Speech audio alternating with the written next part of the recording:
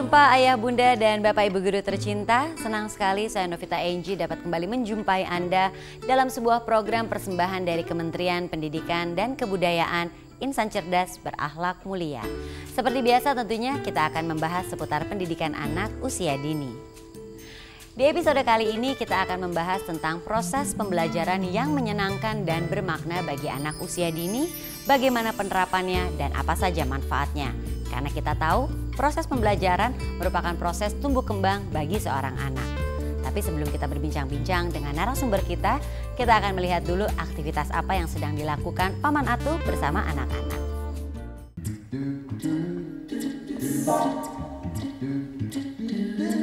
Dua mata saya, hidung saya satu, dua kaki saya pakai sepatu baru, dua telinga saya yang kiri dan kanan, satu mulut saya tidak berhenti makan.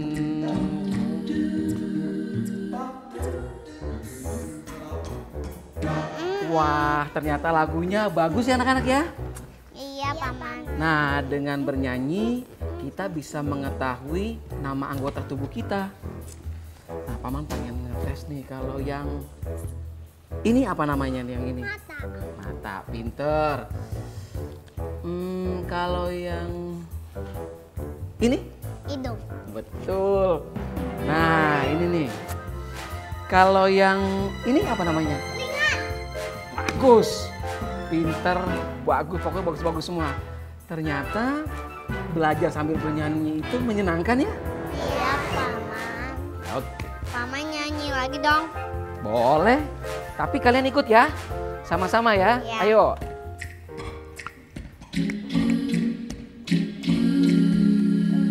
Dua mata saya, hidung saya satu, dua kaki saya pakai sepatu baru, dua telinga saya yang kiri dan kanan, satu mulut saya tidak berhenti makan.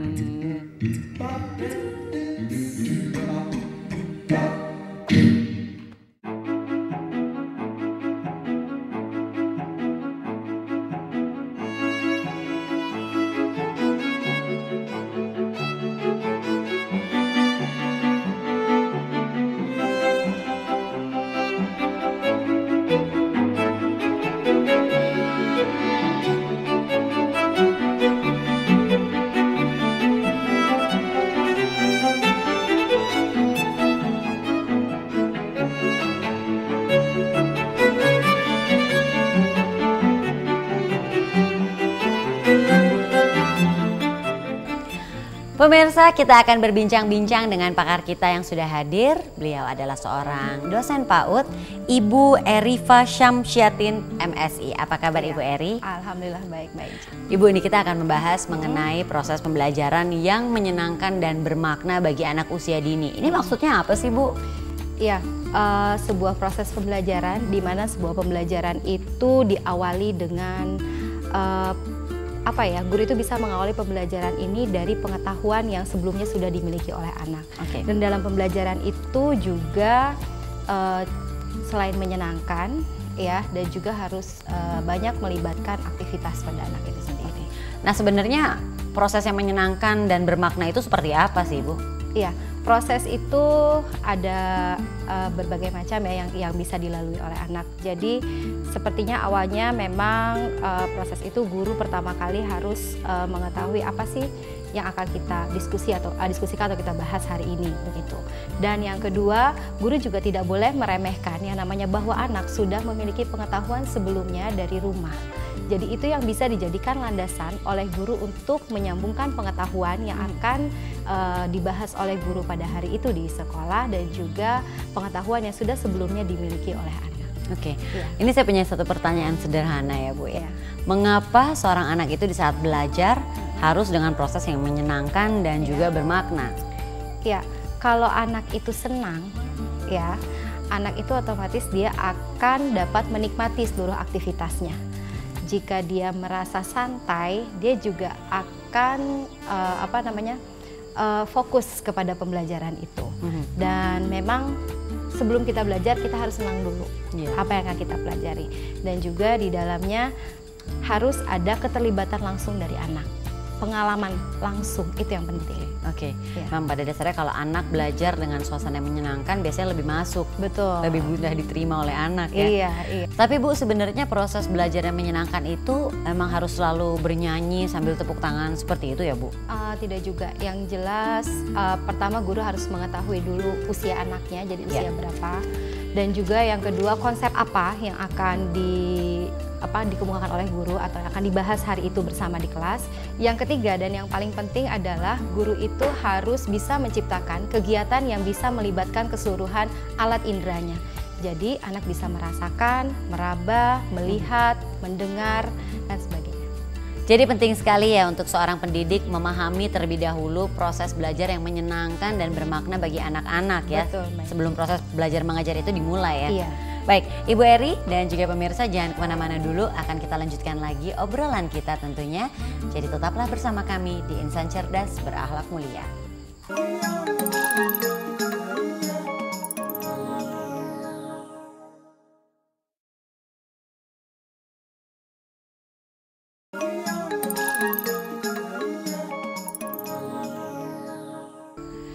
Pemirsa, kalau di segmen sebelumnya kita sudah mengetahui arti dari belajar yang menyenangkan dan bermakna. Nah, sekarang kita akan membahas nih lebih dalam tentang proses belajar bagi anak-anak. Nah, Ibu Eri, ini apa sih yang harus dibangun sebenarnya dari proses belajar ini? Yang harus dibangun dan yang ingin dibangun mungkin lebih tepatnya. Yang ingin dibangun dalam proses belajar ini sebetulnya bagaimana guru itu mampu membuat jembatan antara pengetahuan tadi sebelumnya yang telah dimiliki oleh anak, karena kan anak datang ke sekolah itu nggak kosong, Mbak Enji. Betul. Dia kan sudah berapa tahun di rumah dengan orang tuanya, pasti ada beberapa hal banyak hal yang dia pelajari.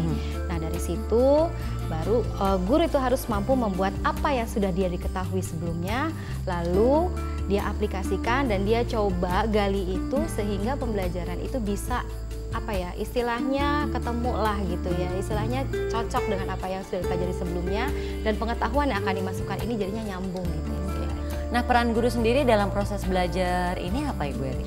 Peran guru di sini pertama dia sebagai fasilitator ya, di mana dia harus mampu memfasilitasi keseluruhan potensi dan juga minat yang ada di dalam diri anak dan juga pengetahuan yang juga akan dia berikan kepada anak. Yang kedua, guru ini sebagai juga observer atau pengamat, di mana memang guru harus mampu mengetahui apa yang sudah dimiliki oleh anak sendiri. Ibu Eri, apakah dalam proses belajar ini anak diberikan kebebasan seluas-luasnya? Sementara kan kadang-kadang kita tahu ya, ini agak sedikit berlawanan karena kan kita juga maunya anak diajarkan untuk disiplin. Nah, ini gimana Bu? Jadi tidak seluruhnya itu harus luas-luasnya, tapi guru itu harus tahu, guru itu harus memiliki tujuan. Hari ini mau apa?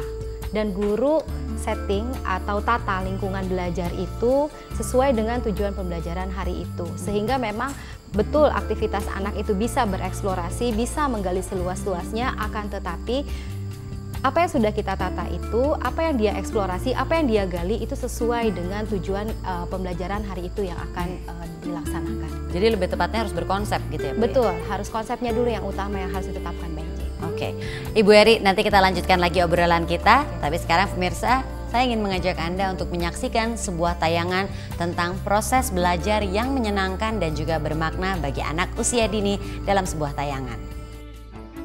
Proses belajar merupakan proses yang penting dalam kehidupan seorang manusia, apalagi seorang anak. Karena proses belajar di masa kanak-kanak merupakan bekal bagi mereka yang menjalani masa depannya. Belajar dapat ditandai dengan terjadinya perubahan tingkah laku pada diri anak. Namun, pendidik juga harus waspada terhadap kemungkinan munculnya dampak negatif bagi perkembangan anak itu sendiri. Ketika tidak ada pengendalian yang terarah secara positif dan berkelanjutan dari orang dewasa, maka anak dapat saja menggunakan pengetahuan serta keterampilan yang sudah dimilikinya pada hal-hal yang membahayakan atau merugikan diri sendiri serta orang lain. Dalam kegiatan pembelajaran akan terjadi interaksi bermakna yang dilakukan anak dengan guru, anak dengan anak yang lain, serta anak dengan lingkungannya. Kebermaknaan kegiatan pembelajaran ini akan terjadi bila langkah-langkah dan cara yang digunakan sesuai dengan kebutuhan anak dan mengarah pada tujuan yang ingin dicapai. Dengan demikian, proses pembelajaran akan selalu terkait dengan aktivitas anak, media, dan sumber belajar yang digunakan, metode yang tepat, langkah-langkah yang terarah, serta yang tak kalah penting adalah materi yang hendak disampaikan atau yang harus dikuasai oleh anak. Baru saja kita saksikan sebuah tayangan mengenai cara belajar yang menyenangkan dan juga bermakna.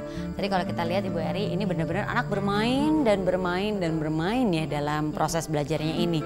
Saya jadi bertanya, ini proses pembelajarannya dan juga kebermaknaannya tuh di mana ya? Gini, tadi kan telah saya katakan sebelumnya bahwa yang namanya proses pembelajaran yang bermakna itu harus melibatkan keseluruhan indera anak.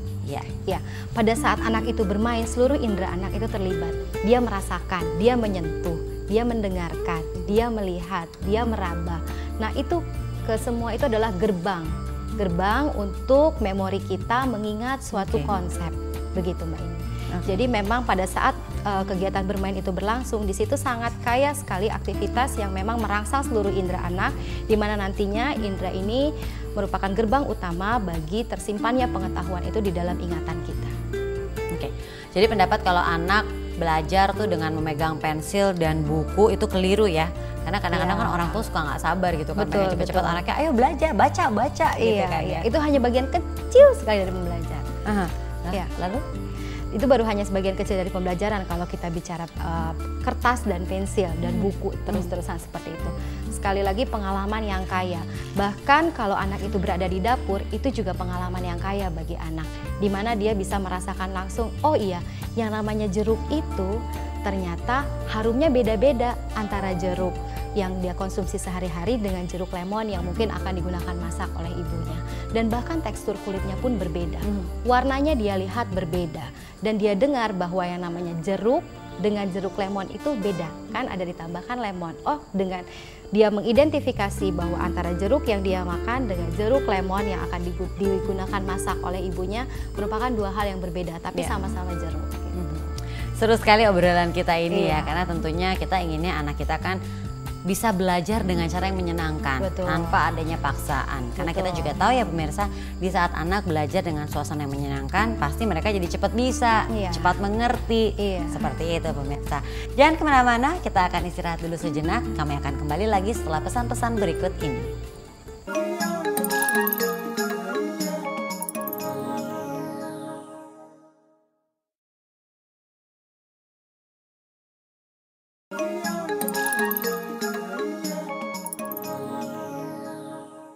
Terima kasih pemirsa, Anda masih setia bersama kami di Insan Cerdas Berakhlak Mulia. Kita lanjutkan lagi obrolan kita mengenai proses belajar yang menyenangkan dan bermakna bagi anak usia dini. Ibu Eri, ini saya pernah mendengar istilah crystallized experience dan juga long term memory. Ini apa maksudnya dan apa hubungannya sama pola belajar yang kita sedang bicarakan, Ibu? Iya, untuk crystallized experience itu sendiri adalah pengalaman yang atau pengetahuan yang disimpan di dalam memori jangka panjang. Yang tadi long term memory itu sendiri adalah ingatan jangka panjang. Jadi memang di dalam pembelajaran yang bermakna ini, guru itu harus bisa mencari crystallized experience sebelumnya yang sudah dimiliki oleh anak, dan juga tadi dengan konsep yang akan dia ajarkan, dan akhirnya si konsep ini juga yang dimana tadi melibatkan keseluruhan indera anak akan tersimpan dengan baik di dalam long term memory anak dalam bentuk crystallized experience yang baru. Begitu Mbak Inci. Bu Eri, contoh konkretnya seperti apa Bu? Begini Mbak Inci, kalau misalnya tadi anak sudah pernah merasakan buah jeruk sebelumnya, terus tiba-tiba dia bertemu dengan buah jeruk yang lebih kecil, warnanya hijau, wanginya mirip-mirip jeruk. Nah, guru tuh bisa tanya, kira-kira ini apa ya? Nah, kalau dia sudah bertanya kira-kira apa, ini seperti apa ya? Buahnya mirip seperti jeruk, tapi bagaimana kita buka satu-satu. Nah, begitu kita lihat dalamnya, kita diskusikan lebih jauh bersama anak tentang apa sih si jeruk yang kecil dan keriput-keriput ini. Oh, ternyata ini adalah jeruk purut. Nah, seperti itu. Itu bagaimana dia sudah pengalaman sebelumnya mengenai makan jeruk dan akhirnya dia ketemu jenis jeruk yang baru, bahwa ini juga masih jeruk tapi jeruk dengan jenis yang berbeda. Itu yang dimaksud. Crystallize experience-nya itu dengan jeruk yang pernah dia makan, sedangkan pengetahuan yang barunya adalah si jeruk purut ini, di mana nanti dia cium baunya, dia rasakan bulirnya, dia rasakan juga kulitnya, mungkin dia juga cicipi rasanya, dan juga dia dengar bahwa ini adalah jeruk purut. Itu akan masuk ke dalam ingatan jangka panjangnya dia, atau long term memory.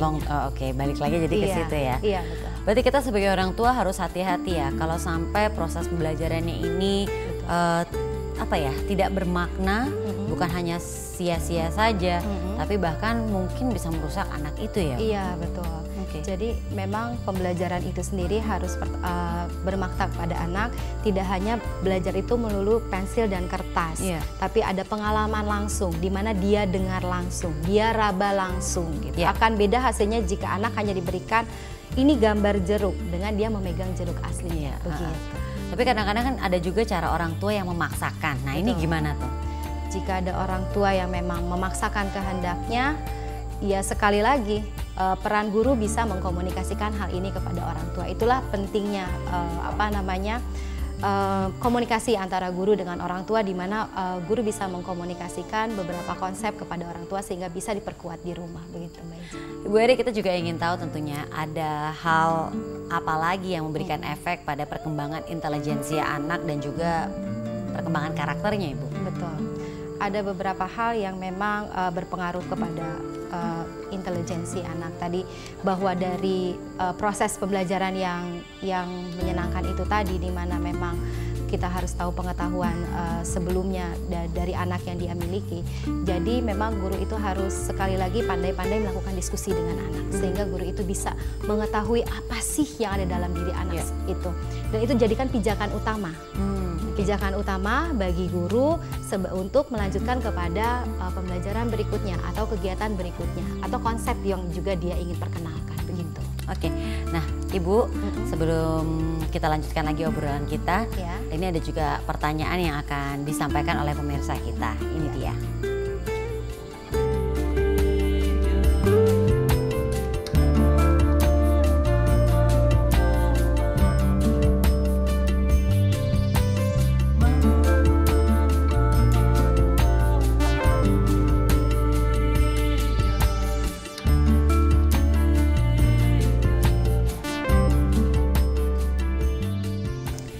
Menarik sekali pertanyaannya, terima kasih atas kirimannya. Silakan Ibu, mungkin bisa langsung dijawab. Iya, mengenai bagaimana tadi menanam moral ya.